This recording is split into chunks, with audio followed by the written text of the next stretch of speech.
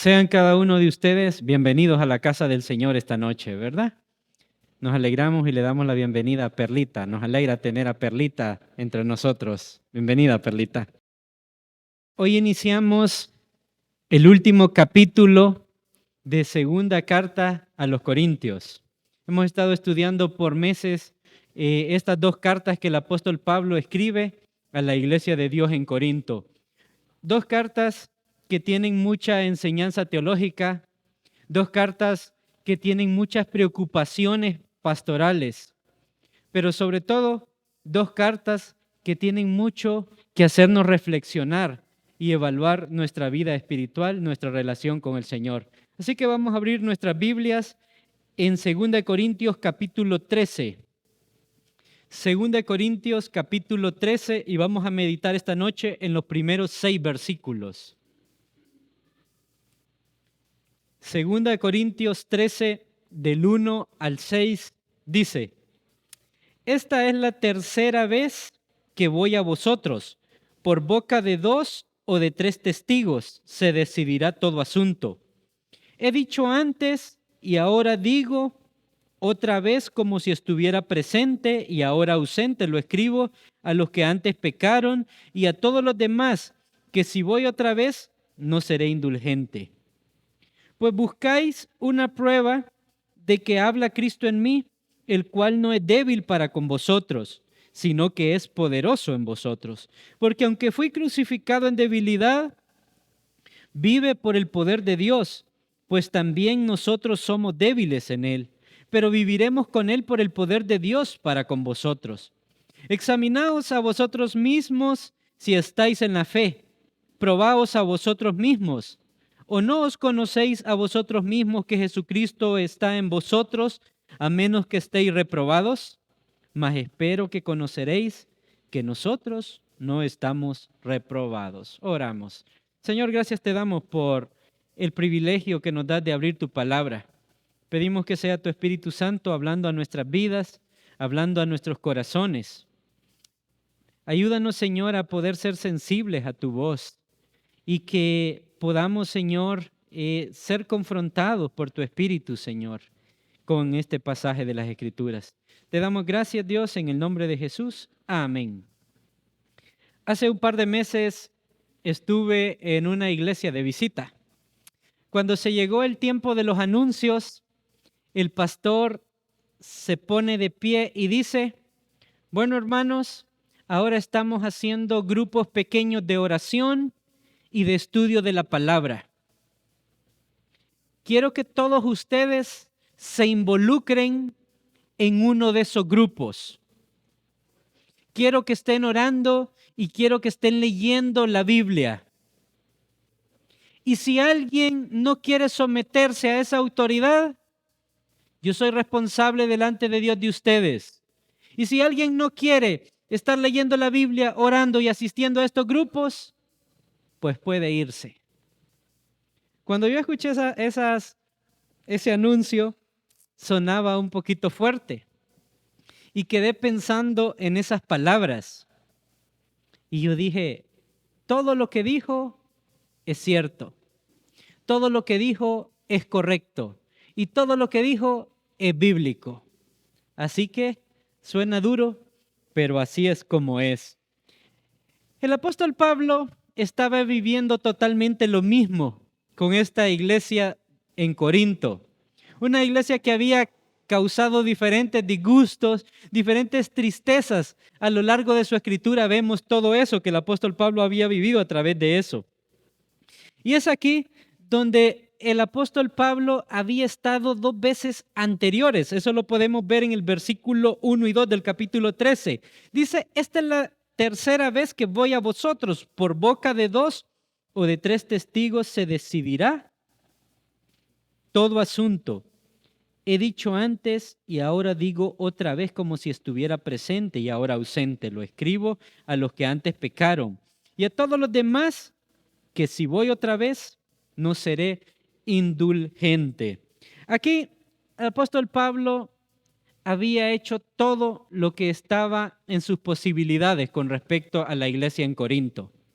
Pero vemos que dentro de la iglesia de Corinto había todo tipo de creyentes. Habían creyentes espirituales, habían creyentes carnales y habían personas que solo iban a la iglesia. Y dentro de estos tres grupos, habían personas que siempre habían puesto en tela de duda o de juicio la autoridad pastoral y apostólica de Pablo. Y es aquí donde Pablo dice, estuve una vez, cuando fundé la iglesia, estuve 18 meses con ustedes. Estuve una segunda vez, que dicen los comentaristas bíblicos que fue entre el final de la primera carta y el inicio de la segunda carta a los Corintios. Y ahora voy a ir una tercera vez. Y es aquí donde dice, ¿saben qué? Voy a tomar medidas decisivas en cuanto a su comportamiento en la fe. Es mi responsabilidad pastoral hacer este tipo de cosas. Tengo un solo objetivo y es traer integridad, tanto espiritual a la comunidad creyente como promover la santificación entre ustedes.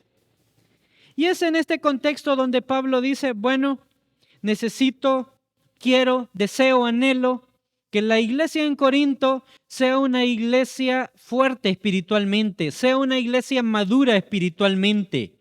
Y es por eso que ya no toleraré más, ya no aguantaré más. Aquí menciona al final del versículo 2 esta frase que dice, no seré indulgente. Es una expresión bastante fuerte que significa, ya no perdonaré más, ya no aguantaré más, ya no tendré compasión. Lo está diciendo la persona que fundó esta iglesia.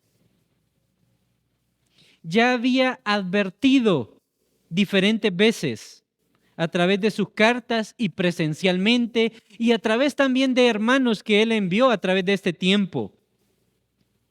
Pero el comportamiento en muchos de los miembros de la iglesia en Corinto seguía dando mucho que desear. Seguían viviendo de una manera un cristianismo superficial, autoengañándose a sí mismos y engañando a otros dentro de la comunidad creyente de que en realidad sí lo eran cuando no lo eran. Y es aquí donde miramos al apóstol Pablo como ese pastor que ama, ese pastor que se preocupa por su rebaño, ese pastor que a la luz de las Escrituras, el libro de Hebreos, en el capítulo 13 y versículo 7, dice que dice, sujétense a sus pastores, porque ellos van a dar cuentas a Dios por su rebaño. Y es en esta condición, bajo este versículo, que el apóstol Pablo está diciendo, ¿saben qué? Voy a ir una tercera vez a la iglesia. Ya no toleraré más pecado. He dado suficientes advertencias con respecto a la vida que están llevando y al pecado en el que están viviendo. Y es mi deber como pastor llamar la atención. ¿Y saben qué? Es mi deber como pastor limpiar la casa del Señor mediante mi reprensión contra ustedes.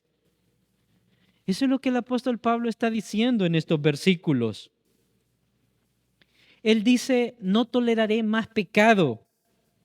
No habrá más informalidades, no habrá más injusticias. Es por eso que no tendré más compasión, no aguantaré más, no seré más indulgente. Pero cuando leemos esta expresión, no seré más indulgente o no perdonaré más, ¿a qué puede referirse? Hay dos posturas teológicas.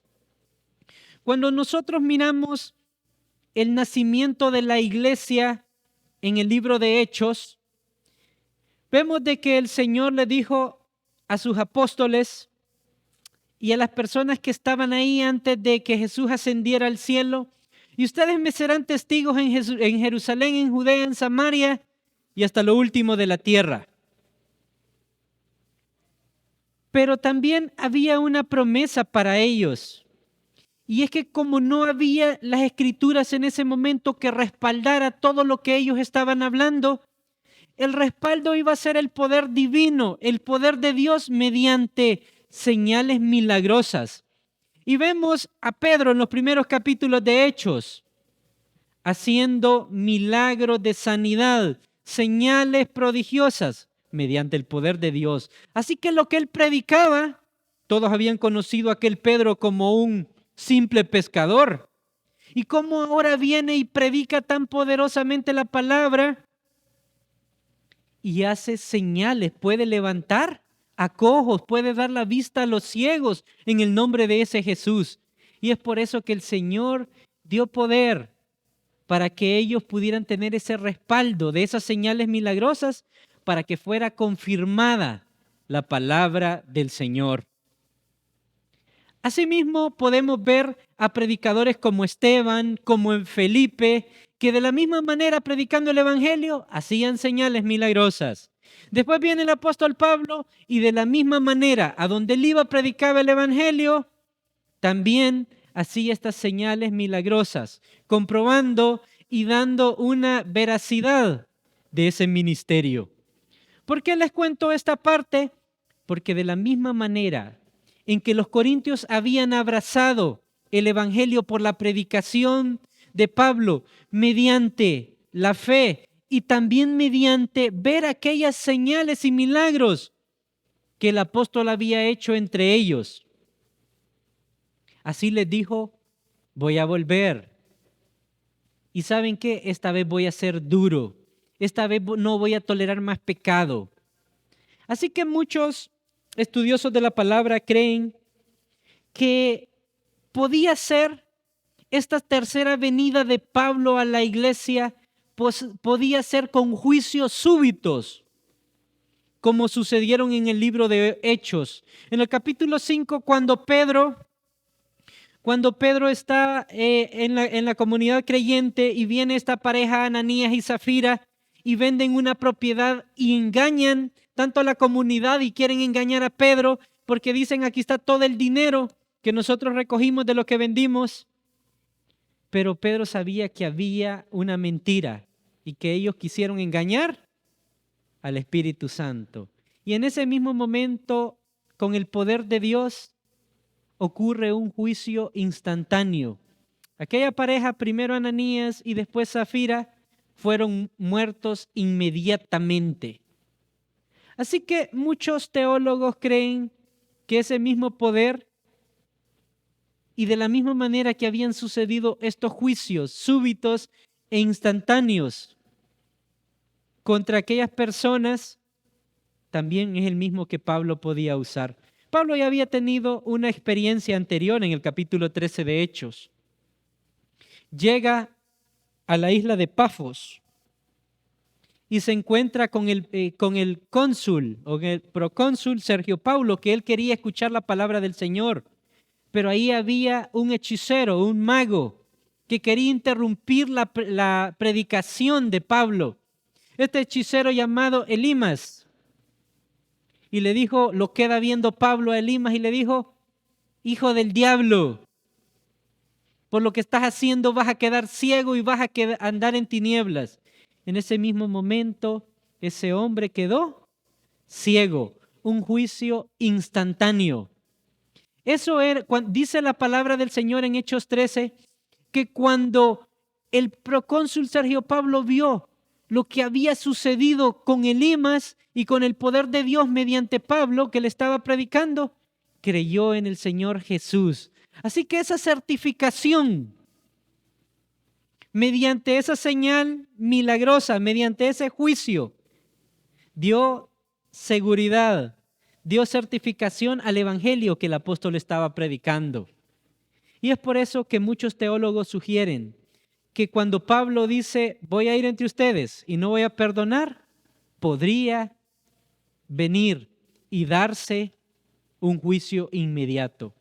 Pero también hay otro respaldo y hay otro grupo de teólogos que dicen que Pablo iba a poner en práctica lo que dice Mateo 18 con respecto a la solución de problemas dentro de la iglesia. Y es por eso que en ese versículo dice, en el versículo 1, esta vez es la tercera vez que voy a vosotros, por la boca de 2 o 3 testigos se decidirá todo asunto.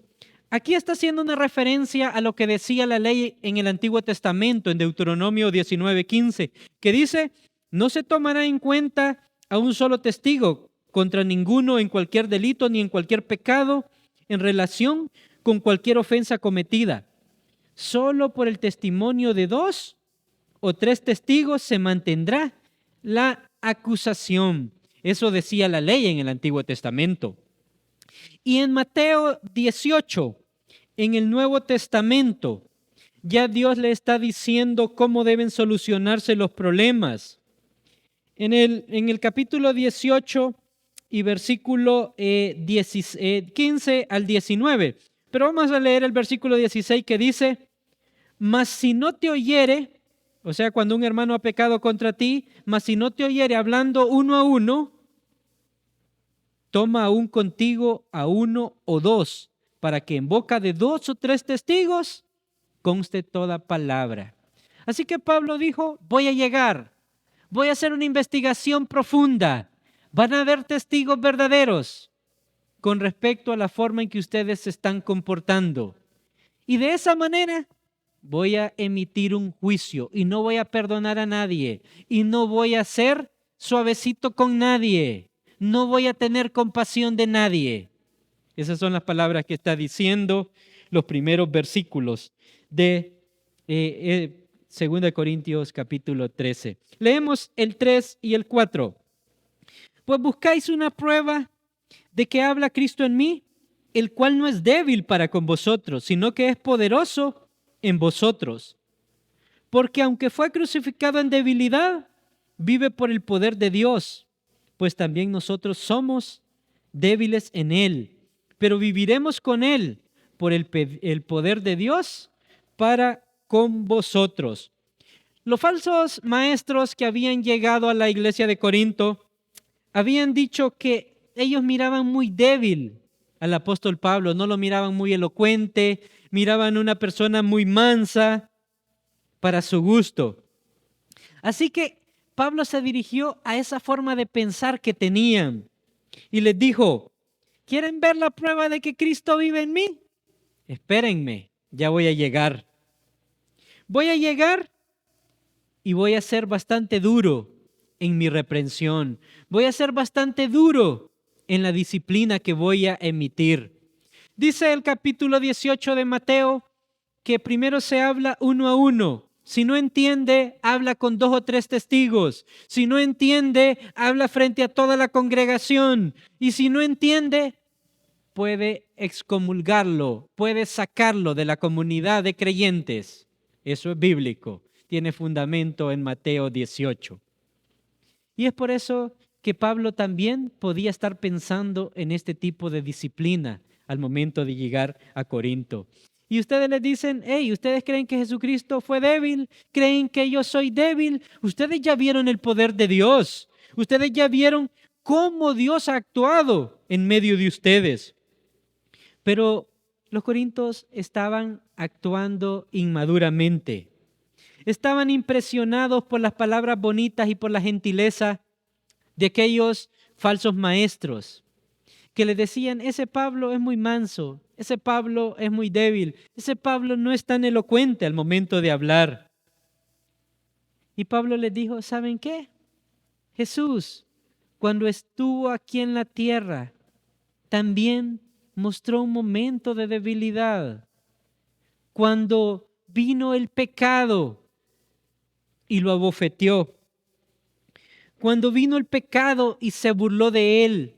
Cuando vino el pecado y le puso una corona de espinas. Cuando lo escupió. Cuando el pecado lo clavó en una cruz.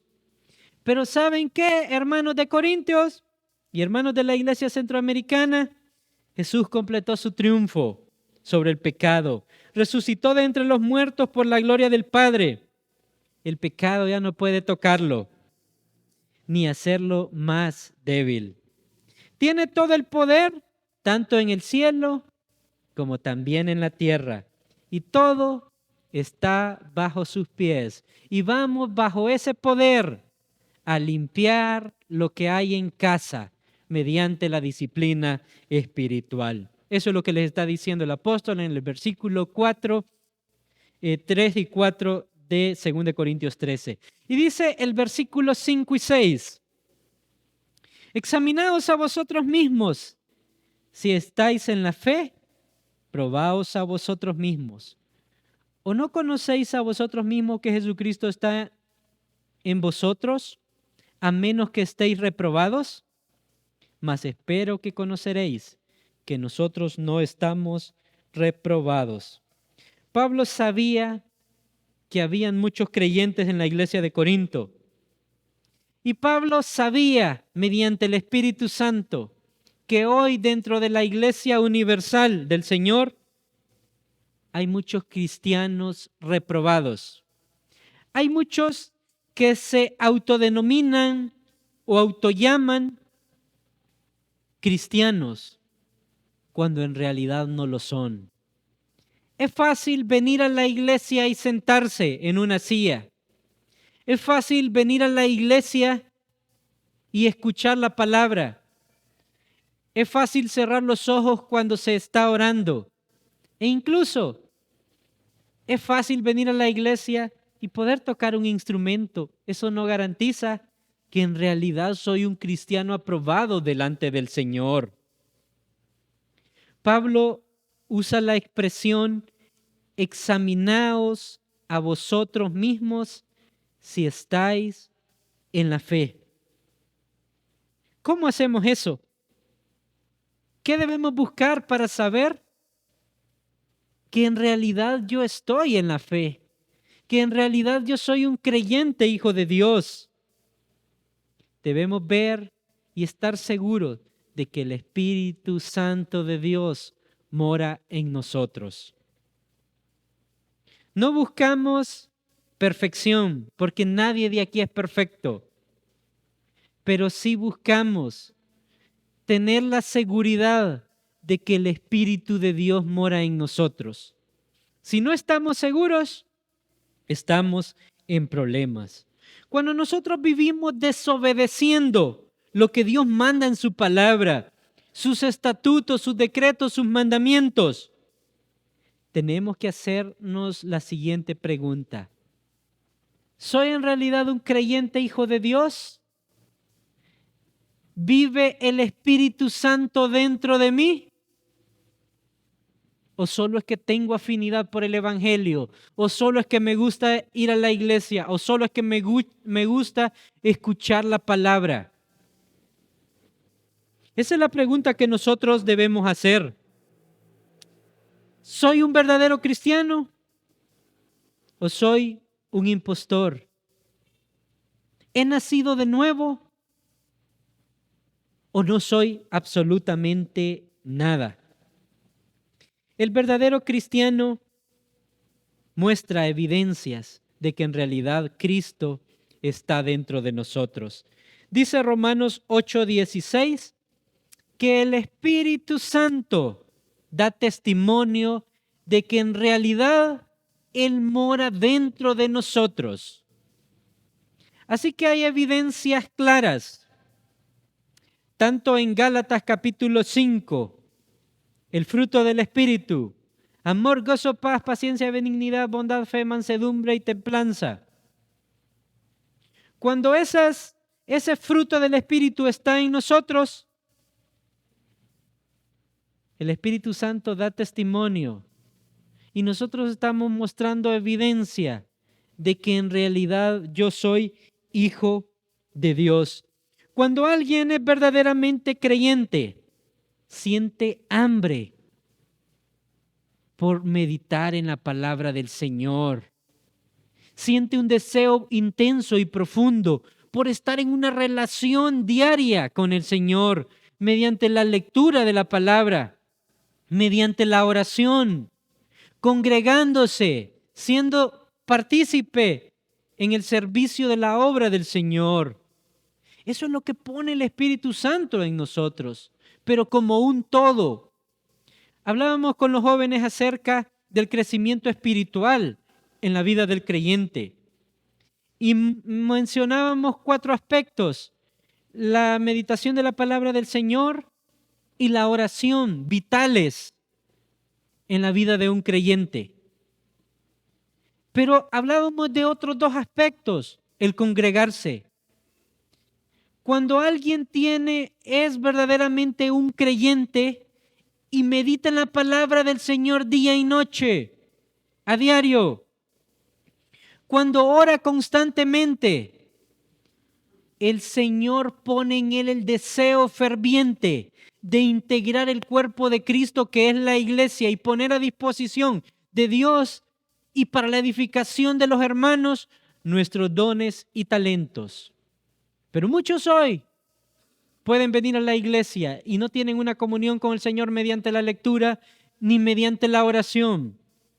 Y pueden venir, y si tiene talento para tocar el teclado, puede tocar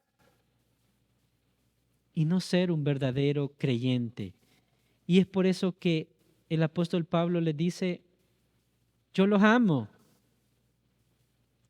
a los hermanos en Corintio. Y Dios nos está diciendo: yo los amo a cada uno de nosotros hoy. Pero examínense cada uno a sí mismos, si en realidad son o no son creyentes. El pecado en nuestra vida debe ser un accidente, no debe ser un estilo de vida. Y es por eso que Pablo en la segunda parte de este versículo 5 dice: ¿o no conocéis a vosotros mismos que Jesucristo está en vosotros, a menos que estéis reprobados?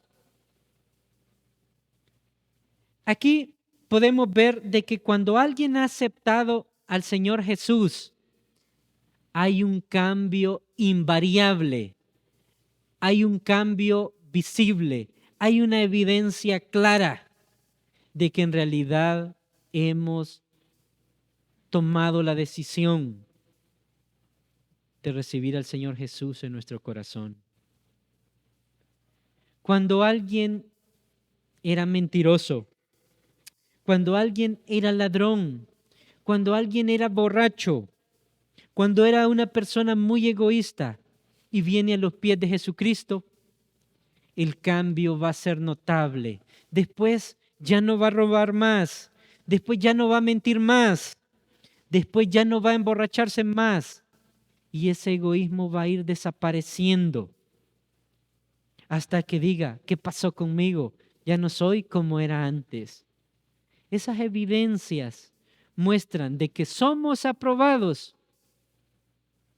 Y si no hay evidencias claras en nuestra vida, en mi caso voy a poner mi ejemplo. Si mi familia no puede ver evidencia de mi fe mediante mi comportamiento en la casa, estoy mal, estoy reprobado. Si mis compañeros de trabajo no miran una diferencia en mi comportamiento, en mi forma de actuar, y pueden dar una evidencia o un testimonio de que yo soy creyente, estoy mal.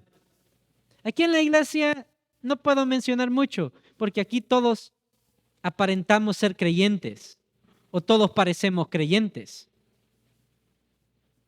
Si mis amistades allá afuera no miran una diferencia en mi vida y dicen: hey, no, él ahora es diferente, antes era y ahora es. Si no pueden notar eso, estamos mal, estamos reprobados. Si yo que juego fútbol, mis compañeros de fútbol no pueden ver que yo me puedo comportar dentro de la cancha, estoy mal y puedo mostrar que estoy reprobado. Así que Pablo está exhortándonos y está diciendo: pruébense cada uno a sí mismos si son siervos aprobados. Cuando ustedes sepan si en verdad lo son, ustedes van a saber que quien les está hablando en ese momento, Él, hemos sido aprobados, porque van a ver a un siervo de Jesucristo realmente con evidencias. Y van a poder discernir qué es verdad y qué es falso. Pero para eso ustedes deben probarse a sí mismos. Deben autoexaminarse y deben saber si son de la verdad. De lo contrario, van a estar reprobados. Y el profeta Jeremías, en el libro de Lamentaciones, en el capítulo 3 y versículo 40, él está diciendo a su pueblo que estaba totalmente separado del Señor. Les dice, escudriñémonos nuestros caminos, busquemos y volvámonos a Jehová. ¿Qué dice primero? Escudriñemos nuestros caminos. Es lo mismo que el apóstol Pablo está diciendo a la iglesia en Corinto. Examínense bien si ustedes están en la fe. Prueben sus corazones. Y la evidencia más clara es la presencia del Espíritu Santo. Y cuando nosotros tenemos al Espíritu Santo de nosotros, tenemos a Dios mismo dentro de nuestras vidas. Y cuando nosotros tenemos a Dios dentro de nuestras vidas, nos vamos a comportar como Dios nos manda que nos comportemos. Y es por eso que el salmista David hace una oración en el Salmo 139, versículos 23 y 24. Que esa es una oración que nosotros deberíamos hacernos. Dice, examíname, oh Dios, y conoce mi corazón. Pruébame y conoce mis pensamientos, y ve si hay en mí camino de perversidad, y guíame en el camino eterno.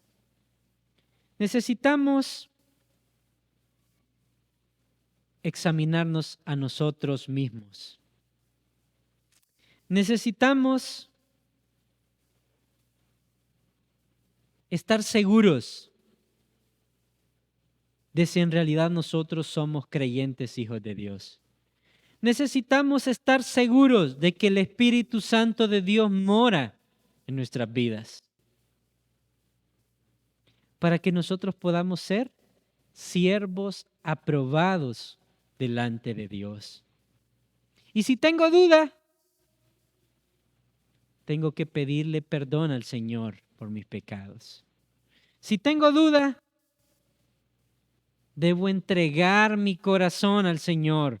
Decirle, Señor, ten misericordia de mí. Dame la potestad de ser llamado tu hijo. Porque cuando nosotros somos creyentes, tenemos seguridad de nuestra salvación. Cuando nosotros somos creyentes, las evidencias van a estar ahí, siendo un testimonio público. Y todos los demás van a poder ver el reflejo de Dios en nuestras vidas. Cerramos nuestros ojos y le damos gracias a Dios por su palabra. Señor Jesús, gracias te damos en esta noche por tu palabra. Gracias, Señor, por esta carta del apóstol Pablo a la iglesia de Dios en Corinto. Señor, gracias por esta carta que tú escribes para nosotros. Pedimos, Señor, que nosotros podamos tener la seguridad de la salvación, la seguridad de que nosotros en realidad somos hijos tuyos. Y si tenemos esa seguridad, ayúdanos a que la evidencia esté clara, que el Espíritu Santo dentro de nosotros dé testimonio de que en realidad mora en nuestras vidas. Y si no lo hemos estado haciendo, no estamos seguros o en realidad estamos sintiendo que estamos reprobados, en este examen de la salvación, pedimos que toque las vidas y que toque los corazones.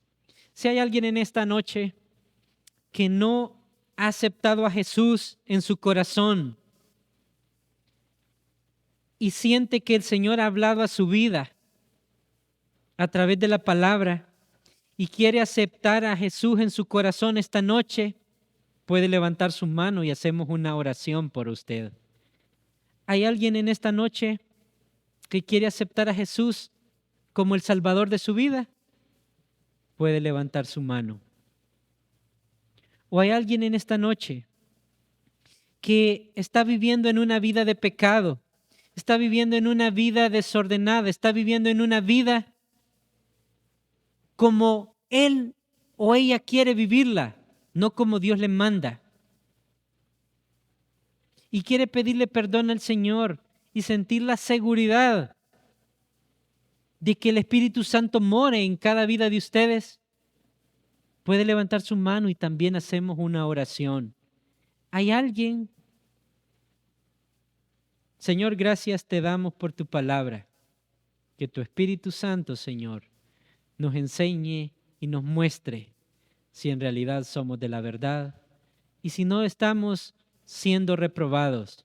Y de lo contrario, Señor, llama también a arrepentimiento. En el nombre de Jesús, amén. Que el Señor les bendiga.